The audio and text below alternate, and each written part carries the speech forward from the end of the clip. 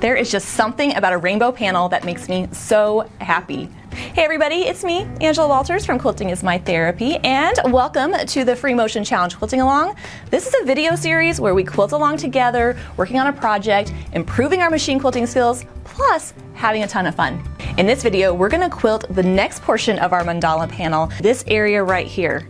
Not only filling in those pretty purple sections, but learning how we can use some different designs within this background to create some secondary effects. We're gonna see a little bit about motifs, some fillers, plus I'm gonna demonstrate the designs on a sewing machine and a long arm. And even though we're on week 4 of the video series, it's not too late to quilt along with me. You can still get the custom panel I designed for the challenge, only available at quiltingismytherapy.com. All you have to do is click the link in the description box below. So let's get to it.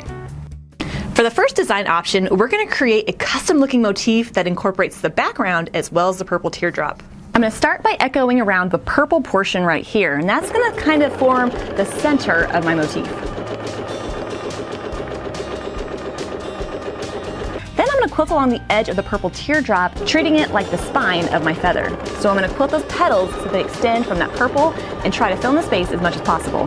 That means that some of my petals will be smaller and some will be wider.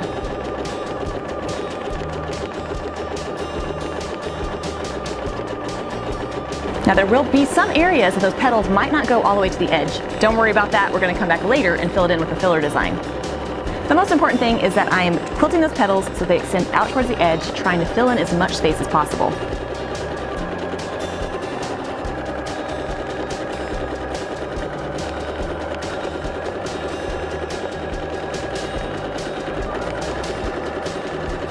Then once I make my way to the very tippy top, I'm going to travel along the side of the purple teardrop and do the same on the other side.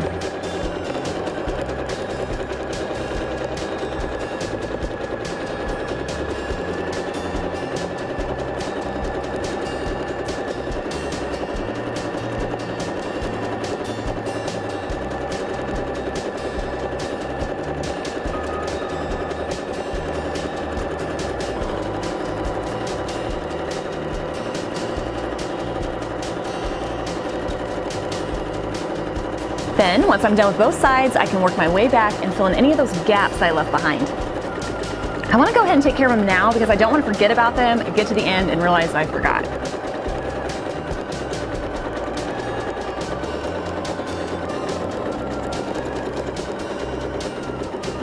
And then just for fun, I'm going to add some echo lines inside that dark purple teardrop.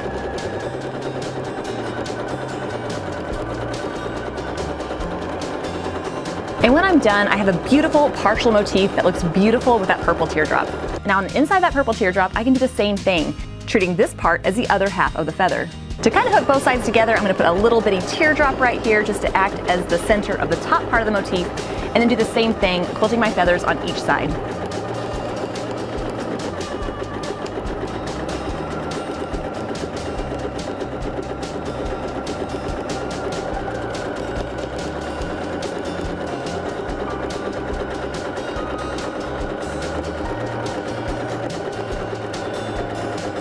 Once I get to this point, I need to work my way to the other side because I have to quilt the other half of my feather. But I've already traveled along this line, so I don't really have a great path going down this way. But what I'm going to do is echo the feathers I previously quilted so I can get where I need to go. Of course, if that seems like too much work, you can just tie off and start a new line of quilting at the center of the motif.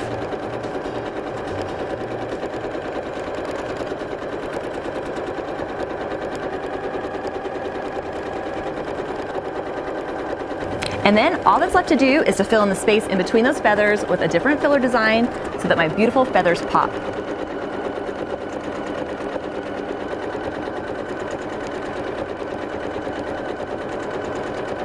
And what I have is a beautiful, elegant feather that fits that irregular area and really draws attention to that outer ring of the mandala. Now, let's see what these designs look like on a long arm.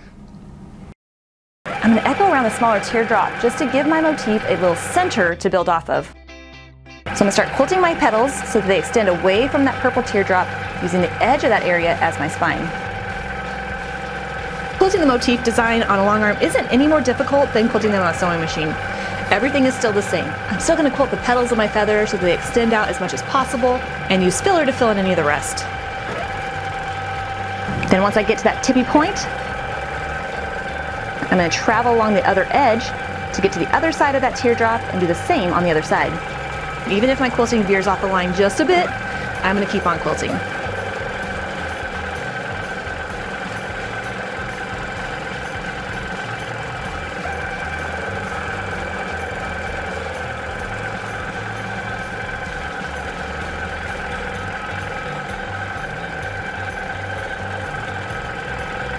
Then once I have both sides done, it's time to fill in the inside with the other side of my feather. Then using this area kind of as a guide, I'm going to quilt my next set of petals on the inside. Now, of course, you can lay this step out. You don't have to do both sides of the feather. You could have just the outside or just the inside. What I love about machine quilting is that there's really no wrong answer.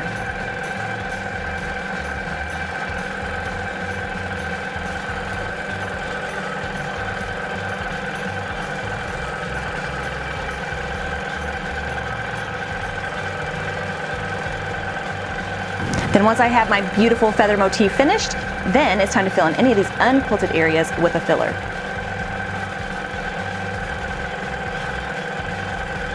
But if that seems like a little too much work, a little too custom, we can incorporate a little bit of echoing and some filler for an interesting effect. For this particular design, I want to echo just one side of my area because I really want to emphasize that outer shape, that beautiful kind of S curve. We've already seen echoing a couple times in this challenge up to this point, but for the first time, we're going to be echoing a shape that switches directions. So it's not your sustained curve, it kind of has a flip and a flop. And it's not any more difficult than regular echoing. I just need to look ahead of where I'm going and try to keep those lines smooth. But let's see what that looks like.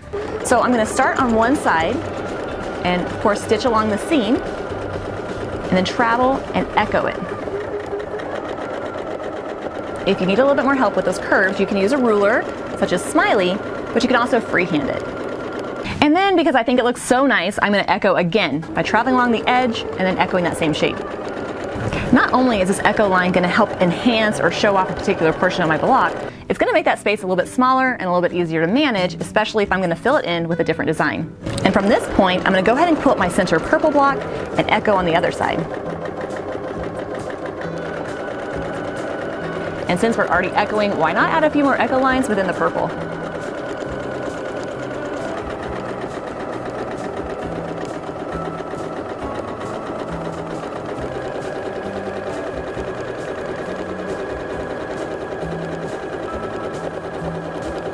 And now that I'm on the other side, I'm going to stitch along that fake seam and do those echo lines like I did on the other side.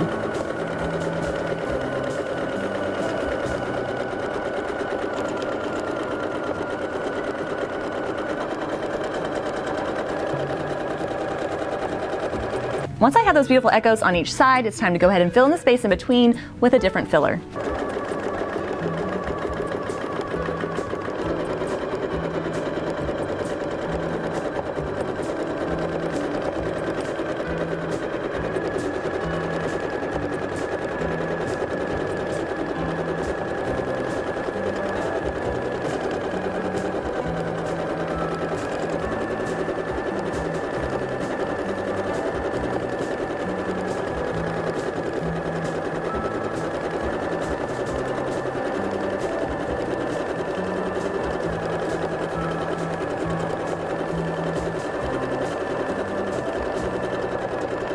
And who would have thought just a little bit of echoing would make such an impact on this quilt? It really accentuates the curvy kind of S shape of that outer ring, and that beautiful texture of the dense quilting really makes it pop. If you want a more gentle curve to echo, but still get the same effect, try echoing the other side of the area. Just like we did with the first one, traveling along the edge and echoing that shape until I run into the other side.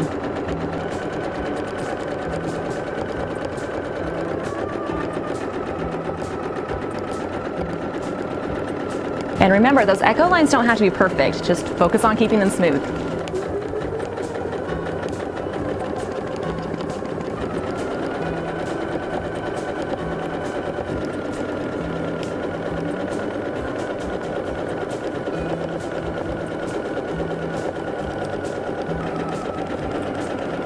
And using the purple thread for those echo lines is really going to help draw attention to that area and give it a really cool pop of color. Then just as we did with the other area, I can go back in and fill in any of that space in between those lines with a different filler. But before I do that, let's quilt that big purple teardrop.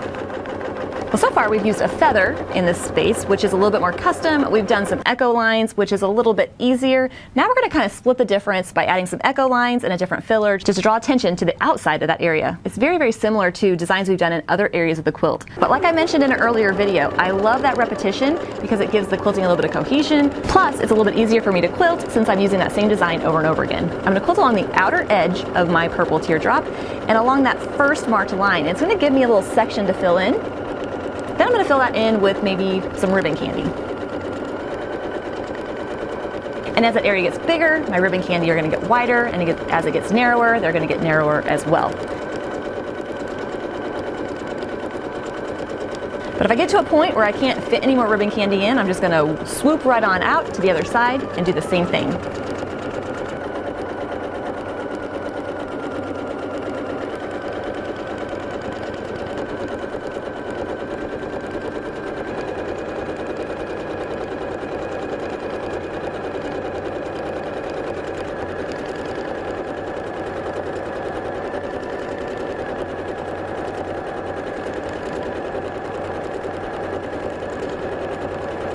Then on the inside, I'll add another echo line just to help separate it, and a different filler in the very inside.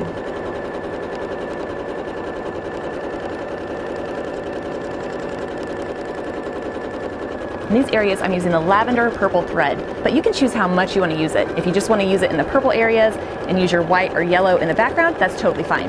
Or if you're feeling brave, you can use that purple in the background as well.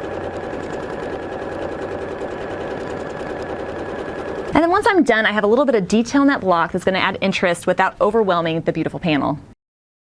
So far we've quilted a motif, we've added some echo lines on both sides of our area, but now let's try using echoing to separate the teardrop from the rest of the filler.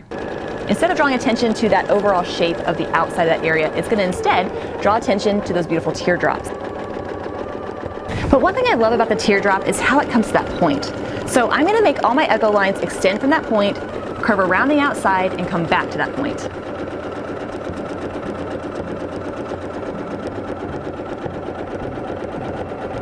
And also, since my lines are touching that point, it's really easy to go ahead and fill inside that block before I move on.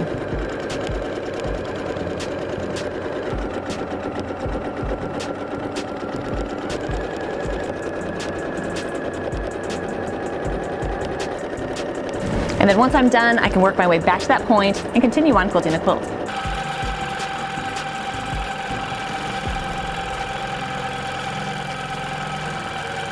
As you work through your panel, you can mix and match the different designs that we've learned in this video. Whether you quilt feathers on the inside of the teardrop or mix it up with different fillers.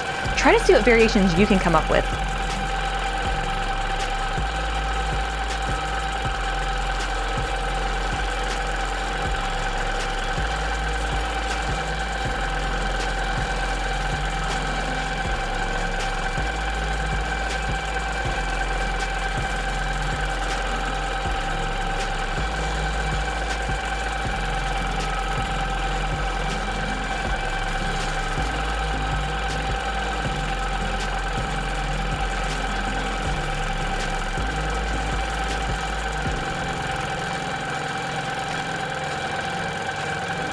All right, now it's your turn. If you're quilting along with me on the panel, fill in the purple and white areas of the panel with the designs of your choice. You can use the designs that I've shown you in the video, some variations, or come up with your own.